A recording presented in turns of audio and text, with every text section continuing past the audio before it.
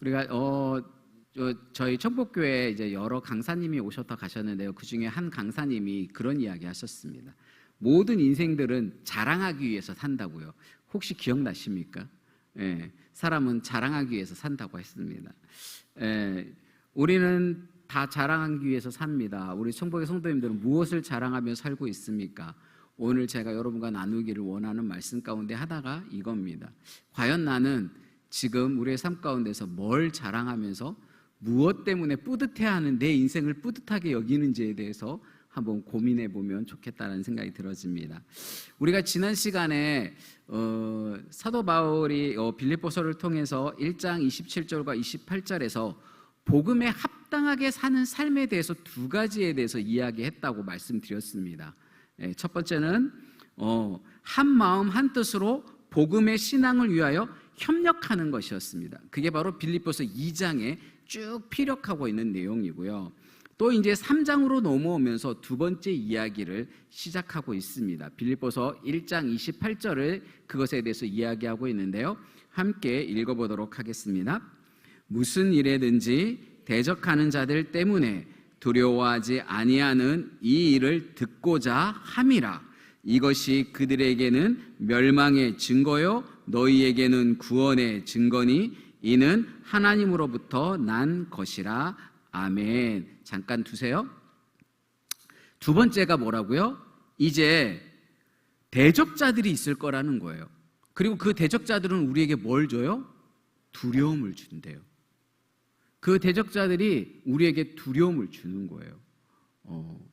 지금 여러 대적자들이 있죠.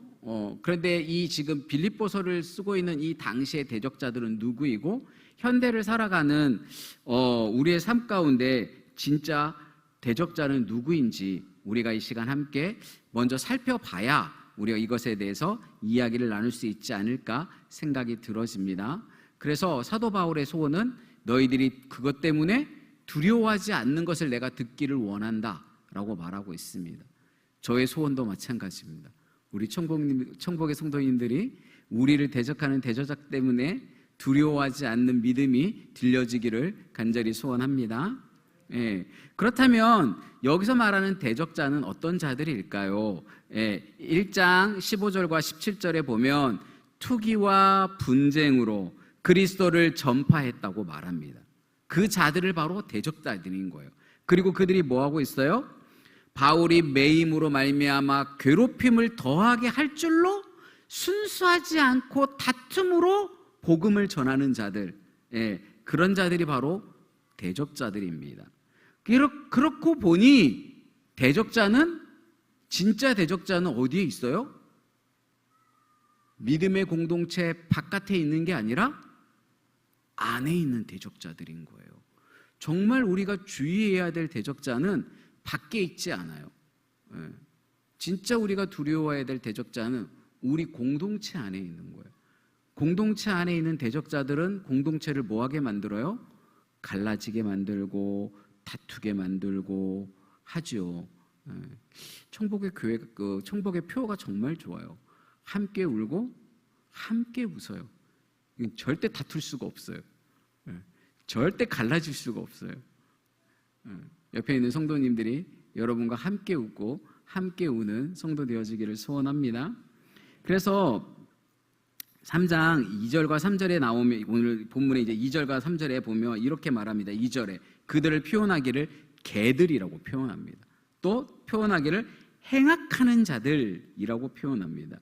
더불어 몸을 상해하는 일들, 할레파, 육체를 신뢰하는 이라고 표현되어지는 걸로 봤을 때 행위가 강조되어지는데 이것은 무엇에 관한 행위냐면 신앙과 관련되어 있는 행위예요. 특히 할례와 관련되어져 있는 행위입니다. 이 당시에 아주 첨예하게 중요하게 역할을 한 게 바로 뭐냐면 할례였어요. 할례.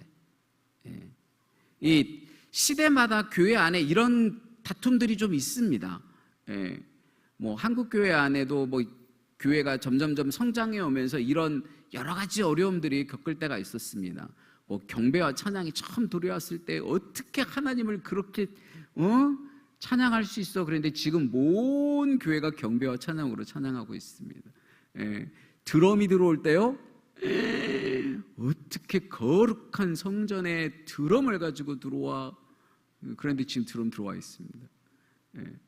그러니까 우리가 오해하고 있는 부분들이 있는 거예요. 교회 안에서 우리가 그동안 해왔던 습관이 옳다고 착각하는 거예요.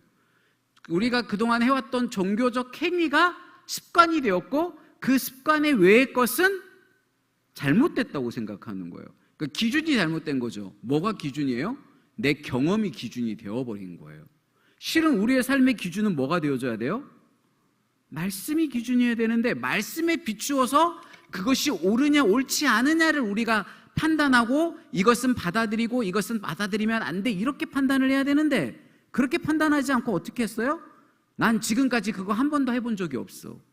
그러니까 그것은 옳지 않아 라고 생각하는 거예요. 그런데 지금까지 실은 내가 잘못해왔을 수도 있잖아요. 우리의 종교의 우리의 신앙의 어떤 방법들이 성경에 비추어 봤을 때 옳지 않은 부분들도 있을 수 있거든요. 그게 바로 지금 오늘 사도 바울을 통해서 하나님이 피력하고 있는 거예요. 그런데 그래서 뭐를 자랑해요? 육체를 자랑한다고 말하는 것은 그 당시에 신앙을 좀 가진네 하는 자들을 말하고 있습니다. 꼭 할례가 필요하다고 말하고 바리새인처럼 율법을 하나도 빼놓지 않고 다 지켜야 하고 이런 것들을 이야기하고 있습니다. 그리고 그거를 자랑 삼아 말하는 그것, 그것에 대해서 이야기하고 있는 겁니다. 그런데 사도 바울은 그렇게 말한다면, 그렇게 육체를 신뢰하고 육체를 자랑할 것 같다면 나처럼 자랑할 게 많은 사람이 없을걸? 하고 4절부터 6절까지 쭉 이야기합니다. 한번 읽어보도록 하겠습니다. 4절부터 6절까지 사도 바울이 뭐라고 말하는지. 그러나 나도 육체를 신뢰할 만하며 만일 누구든지 다른 이가 육체를 신뢰할 것이 있는 줄로 생각하면 나는 더욱 그러하리니 나는 8일 만에 할례를 받고. 며칠 만에요? 그러니까 이스라엘의 율법을 따라서 정확하게 할례를 행했다는 거예요. 그러니까 육체를 자랑하려면 나 정도는 돼야 되는 거예요. 그게 바로 뭐냐면 8일 만에 할례를 받은 거예요. 이런 거죠. 세례를 받았어. 너 세례, 옛날에 그런 거 있었거든요. 너 세례 받았어 안 받았어? 잘못하면 이 세례가 구원의 기준인 것처럼, 한때 교회 안에 세례가 구원의 기준인 것처럼 여겨질 때가 있었습니다. 지금 이 할례하고 비슷한 경우죠. 또 이어서 읽어볼까요? 시작. 이스라엘 족속이요 베냐민 지파요 히브리인 중에 히브리인이요. 나처럼 뼈대 있는 집안, 믿음의 뼈대 있는 집안을 이야기하는 겁니다. 제가 한번 얼핏 저희 집에 대해서 말씀드린 적이 있는데, 저희 집은 저희 친척과 모든 사람을 다 포함해서 아무도 안 믿어요. 저희 아버님이 8형제고 7형제고 저희 어머님이 8형제세요. 그런데 그 자손이 아무도 예수님을 믿지 않아요. 지금은 몇몇이 자손들 중에 몇몇이 믿게 되어지긴 했지만 아무도 믿지 않는 그런 집안이었어요. 그때 제가 처음 예수님을 믿을 때, 주변에 우리 가족 중엔 아무도 예수 믿지 않아요. 근데 작은 개척교회 다녔는데 교회 가면 제일 부러운 게 하나 있었어요. 그게 뭐냐면 가족 찬양대회예요. 가족 찬양대 모든 그냥 할아버지, 할머니, 엄마, 아빠, 자자, 손서 쫙 앞에 서가지고 특성을 찬송을 부르는데 저는 혼자밖에 없잖아요. 창피해서도 못 나갔지만 가족도 없어서 못 나갔지만 그때 부러운 게 있었어요. 나도 저렇게 하나님을 가족들이 모여서 찬양할 수 있었으면 좋겠다. 그때부터 예수님을 믿고 그때부터 기도했다는 거 아니겠습니까? 가지고 10년을 기도했습니다. 10년을 기도했더니 어머니가 돌아오시더라고요. 예수님 믿으셨어요. 근데 저희 아버님은 안 돌아오셨어요. 더불어 4년을 더 기도했어요. 14년을 기도하니까 그때 아버님이 교회로 왔어요. 예. 근데 이제 어느 날 어머니한테 전화가 왔습니다. 야, 네 아빠 왜 근다냐? 왜요? 무슨 일 있어요? 왜 니네 아빠는 자꾸 맨 앞자리에 가서 앉는다냐? 죽겠다. 창피해 죽겠어. 저희 아버님이 예수님 믿고 난 다음에요, 목사님 말씀이 너무 좋더라는 거예요. 그래가지고 여기 맨 앞자리, 원래 장로님들이 앉아야 되는 자리인데 맨 앞자리, 그분은 모르니까 그게 장로님들이 앉아야 되는 자리인지 그거 몰라요. 그러니까 맨 앞에 앉아가지고 목사님 말씀을 들으시는 거예요. 얼마나 감사했던지. 제가 어머니의 그 푸념에 섞인 그 전화를 받으면서요, 하나님을 정말 찬양했습니다. 하나님 정말 감사합니다. 예. 그리고 이제 저희 집에 아들이 둘밖에 없거든요. 저희 아들이밖에, 제가 큰아들이고 둘째가 있어요. 근데 제가 그랬잖아요, 이쪽은 8남매 이쪽은 7남매인데 아무도 예수님을 믿지 않는데요, 두 아들이 목사예요. 예. 제 동생은 지금 미국에서 목회해요. 뉴욕에서 지금 한인교회 지금 한 10년 지금 목회한 지, 뉴욕에서 목회한 지 한 10년 조금 넘는데 담임 목회하고 있어요. 처음에는 저희 어머님이 그걸 너무 부끄럽게 여기시는 거예요. 창피한 거예요. 가족 모임, 친척 모임 가면 아들들 뭐해? 그러면 아무 말도 못해요. 그 집안에서는 교회 다닌다고만 해도 부끄러운 일인데, 예? 이 아들이 목사를 하고 있으니, 하물며 이 아들들이 거기 있는 집안에 있는 아들 중에, 특히 아버님 쪽으로는 집안에 있는 아들 중에 대학을 간 아들들이 아무도 없는데, 대학을 처음 가고 두 아들 다 대학을 가서 우리 아버님 어머님 어깨가 이만큼 올라갔거든요. 우리 아들이 대학을 갔어 막 이러셨거든요. 근데 이 대학까지 졸업한 이 아들이 지금 뭐해? 그랬는데 차마 말을 못하는 거예요. 부끄러워가지고 말씀을 못하는 거예요. 내 아들이 목사야, 이거 뭐야, 이제 전도사, 그때 이제 전사였으니까 교회에서 사역해, 뭐 이런 말을 도저히 못하는 거예요. 예. 근데 지금은 자랑스럽게 이야기하세요. 예. 그분들이 신앙을 갖게 되고 그분들이 하나님을 알게 되고 기뻐하더라고요. 예. 참 이거 참 복된 일인 것 같습니다. 그런데 이것은 육체의 것이라고요. 이것이 자랑할 만한 자랑거리가 아니라는 겁니다. 주님이 제자들에게 둘씩 묶어서 이렇게 선교 파송을 보내고 난 다음에 돌아와서 귀신들을 쫓아내고요, 뭐 그랬어요, 막 이렇게 하니까 예수님이 그걸로 너희들이 기뻐하지 말고 너희들의 이름이 하늘에 기록된 것으로 인해서 기뻐하라고 말씀하셨어요. 왜냐하면 그것은 육체의 것이기 때문이에요. 물론 내가 섬기는 부서가 잘 되면 기쁘죠. 근데 그거는 자랑할 거리가 안 된다는 거예요. 내가 섬기는 교회가 막 부흥을 해. 좋은 거죠. 하지만 그것은 진짜 자랑거리가 아니라는 거예요. 진짜 자랑거리는 뭐예요? 하나님이 나랑 함께하는 거죠. 네. 그런데 오늘 사도 바울이 이런 육체의 것들에 대해서 자랑할 만한 것이 못 된다고 이야기하고 있는 겁니다. 그리고 5절 뒷부분에는 이렇게 말하고 있습니다. 율법으로는 바리새인이요 라고 말했습니다. 이 말은 사도 바울이 어렸을 때부터 율법을 어긴 게 있다고요? 없다고요? 없다고요. 율법으로는 죄 지은 적이 없는 거예요. 하나님 앞에 죄를 짓지 않았다는 의미가 아니라 바리새인들이 만들어 놓은 율법의 그 규칙을 따라서 어긴 적이 없다는 것을 말하는 거예요. 어렸을 때부터, 언제부터?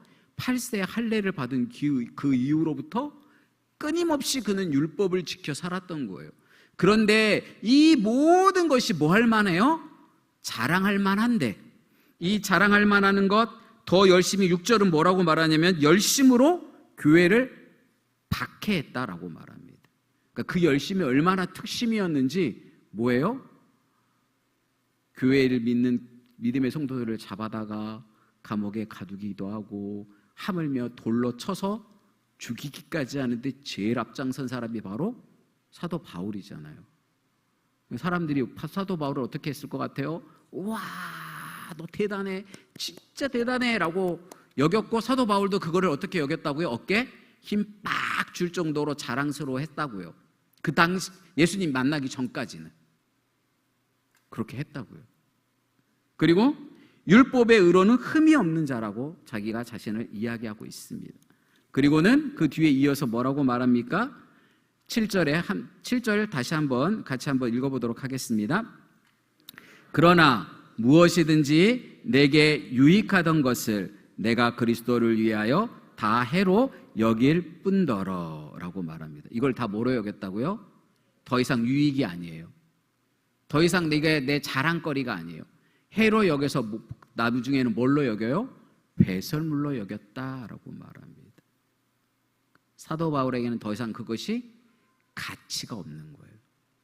그런데 지금 이 가치 없는 것들을 들어서 교회를 핍박하는 그들을 때문에 너희들이 뭐 하지 말라고요? 두려워하지 말라고요. 이 가치 없는 것을 들어 너희들의 믿음을 흔드는 그런 자들 때문에 너희들이 두려워하지 말라라고 말하고 있는 것입니다. 우리는 하나님과의 1대1의 직면이 필요합니다. 그러고 보니 그러면 어쩌면 이 대적자는 누구일 수 있어요? 나랑 아주 가까이 있는 가족일 수도 있어요. 우리가 욥기를 보면 욥이 고난당하고 고난의 고난, 이 기왓장으로 자기의 살을 박박 긁고 있을 때 그의 대적자가 한 사람 나와요. 그게 바로 누구였어요? 아내였어요. 아내가 뭐일 수도 있어요? 배우자가 대적자의 자리에 설 수도 있다고요. 때로는 형제일 수도 있어요. 그 다음에 욥기에 보면 그 가장 아주 친했던 친구들이 와서 대적자 역할을 하는 것들을 볼 수 있어요. 거꾸로 내가 뭐 할 수도 있죠? 그의 대적자가 될 수도 있습니다. 이게 정말 무서운 거죠. 그의 신앙에 있어서 그런데 그래서 우리는 친구에게 뭔가를 신앙적 조언을 할 때 조심해야 합니다. 내 경험을 이야기하면 안 돼요. 내 경험으로 잣대를 만들면 안 되는 거예요.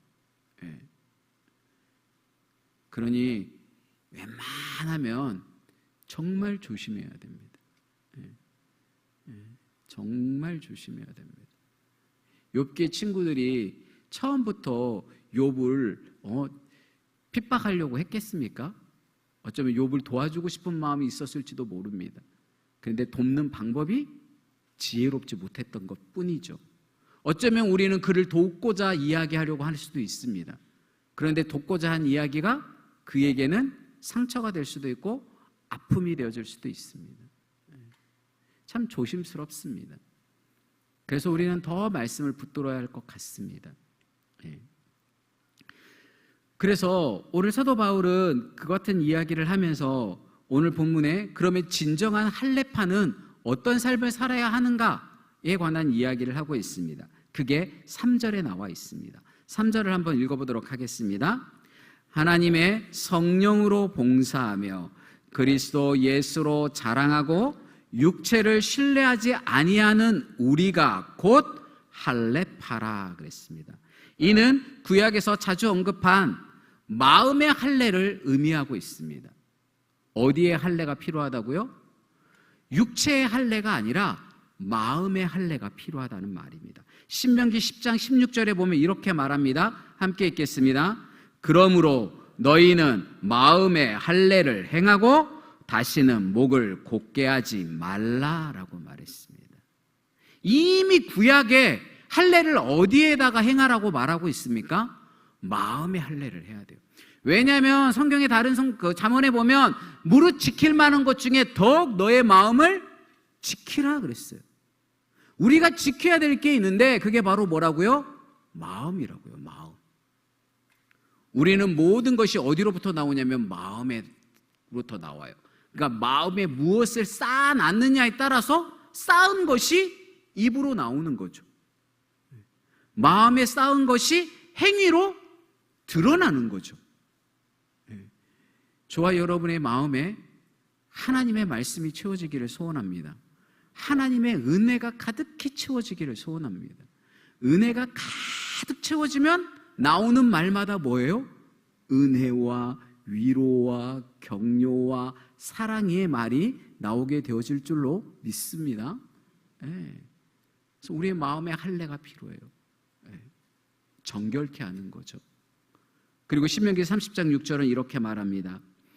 내 하나님 여호와께서 내 마음과 내 자손의 마음에 할례를 베푸사 너로 마음을 다하여 뜻을 다하여 내 하나님 여호와를 사랑하게 하사 너로 생명을 얻게 하실 것이며 라고 말합니다. 이 마음의 할례가 곧 무엇까지 이어진다고요? 생명으로 이어지는 거예요. 하나님이 저와 여러분이 마음의 할례를 통해서 놀라운 생명을 얻게 하실 줄로 믿습니다.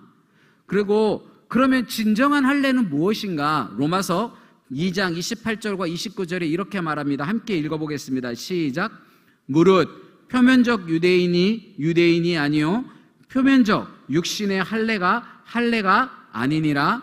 오직 이면적 유대인이 유대인이며 할례는 마음에 할지니 영에 있고 율법 조문에 있지 아니한 것이라. 그 칭찬이 사람에게서 아니요 다만 하나님에게서니라. 아멘. 오직 이것이 무엇에게서라고요? 29절 올려주세요. 오직 이게 뭐라고요? 네. 하나님께서만 일어나는 줄로 믿습니다. 29절로 올려주세요. 네. 오직 뭐예요? 하나님께서 하는 거라고요. 네. 할례는 어디에다 하라고요? 마음에 하는 거예요. 마음에. 네. 그러니까 끊임없이. 근데요, 이 마음이요, 우리는 태어날 때부터 뭘로 태어났어요? 죄인으로 태어난지라. 예? 이 마음에 있는 이 죄의 씨앗이요, 날마다 새롭게 일어나. 이것이 끊임없이 올라와요. 끊임없이 올라와가지고 우리를 혼란케 하고, 우리를 또 죄 가운데로 유혹하고, 우리를 또 좌절시키고, 우리를 또 넘어뜨리죠. 그래서 성경은 더욱 무엇을 지키라고 말해요? 내 마음을 지키라고 말하고 있습니다. 우리가 이 마음에 할례를 가해야 될 줄로 믿습니다. 그러면 마음의 할례를 받는 자들이 취해야 할 행동에 대해서 오늘 3절에 다시 한번 읽어보도록 하겠습니다. 시작. 하나님의 성령으로 봉사하며 그리스도 예수로 자랑하고 육체를 신뢰하지 않은 우리가 곧 할례파라 그랬습니다. 띄워주세요. 첫 번째 뭐라고요? 성령으로 봉사하라 그랬어요. 여기서 성령으로 봉사하라라고 말할 때 봉사라는 원래 원어의 뜻은 뭐냐면 자녀의 특권을 의미하는 거예요. 특권. 그러니까 여기서 성령으로 봉사하라라는 말은 그러니까 자녀로서 성령의 그 하나님의 자녀로서 뭐 하는 거예요? 행함을 말하는 겁니다. 그러니까 나의 영광, 나의 기쁨, 나의 자랑이 아니라 뭐요? 그리스도 오직 성령의 음성을 듣고 성령의 능력으로 성령과 동행하는 삶을 사는 삶. 그것이 바로 마음의 할례를 행한 저와 여러분의 진정한 할례자들이 해야 될 삶인 줄로 믿습니다. 그리고 두 번째로 뭐를 말하라고요? 그리스도 예수로 자랑하라 그랬어요. 우리가 자랑하며 살아야 된다. 아까 제가 서두에 말했죠. 우리는 모든 사람이 뭐 하면서 산다고요? 자랑하면서 산대요. 그런데 오늘 이 쓰잘데기 없는 자랑거리 자랑하지 말라고요. 육체 거 이거 신뢰하지 말고 자랑하지 말고 뭘 자랑하라고 말하고 있습니까? 예수 그리스도를 자랑하라고 말씀하고 있다는 사실을 여러분 기억하시기 바랍니다. 그러니까 여러분 청복교회 자랑하는 거 좋은 거예요. 그런데 청복교회 자랑하는 거 조금 하시고 뭐 자랑하라고요? 그리스도를 자랑하라고요. 여러분 목사님 자랑하는 거 좋은 거예요? 좋은 거예요? 좋은 거죠. 그런데 그거보다 뭐를 더 많이 자랑하라고요? 그리스도를 자랑하시는 여러분 되어지기를 소원합니다. 네. 저희 교회가요, 예배당이 오는 강사님마다 교회 예배당이 너무 멋있다고 말해요. 저도요, 제가 이제 여러 교회를 이렇게 돌아다니면서 제가 강의도 하러 다니고 이렇게 하다 보면요, 진짜 우리 교회 좋아요. 게다가 이렇게 앞에 너무 시원하지 않습니까? 특히 어르신들 볼 때 옛날에는 이러고 보셨는데 그럴 필요 없이 저 얼마나 좋습니까? 그런데 이거 말고 뭐 자랑하라고요? 그리스도를 자랑하는 저와 여러분 되어주시기를 소원합니다. 진짜 자랑은 예수 그리스도예요. 그리고 그러기 때문에 세 번째, 육체를 우리가 신뢰하지 않고, 자, 세 번째, 자, 시작. 육체를 신뢰하지 말라고 말하고 있습니다. 또다시 한번 이야기하고 있는 거죠. 사도 바울은 예수님을 만나고 이 모든 것을 분토로 여겼습니다. 더 이상 이것에 마음 두지 않습니다. 여러분, 혹시 여러분이 혹여 막 차를 타고 혹시 여러분들이 멀미를 해본 적 있습니까? 멀미를 하고 확 다 토해냈어요. 그 토해낸 걸 보더니 이거 아까워라, 이거 어떡해. 도로 마시는 사람 있어요, 없어요? 보기도 싫잖아요. 냄새도 싫어요. 뭐해? 버릴 때도 이렇게 얌전히 갖다 버리고 싶은 마음이 안 들어요. 어떻게 버려요? 손에 닿고 싶지도 않을 정도로. 여러분, 성경은 사도 바울을 통해서 말하고 있어요. 육체의 것은 뭐 같아요? 분토와 같아요. 정말로 가까이 있고 싶지도 않고 곁에 두고 싶지도 않고 냄새조차 싫어요. 들여다보지도 않아요. 우리가 육체를 신뢰하지 않는 저와 여러분들 되어지길 바랍니다. 아까워하지 마시고 과감히 버리시기 바랍니다. 우리는 이제 이 모든 걸 내려놓고, 근데 이 모든 것의 시작은 뭐라고 말하고 있냐면, 오늘 우리가 읽었던 본문의 9절에 이렇게 말합니다. 9절 함께 읽겠습니다.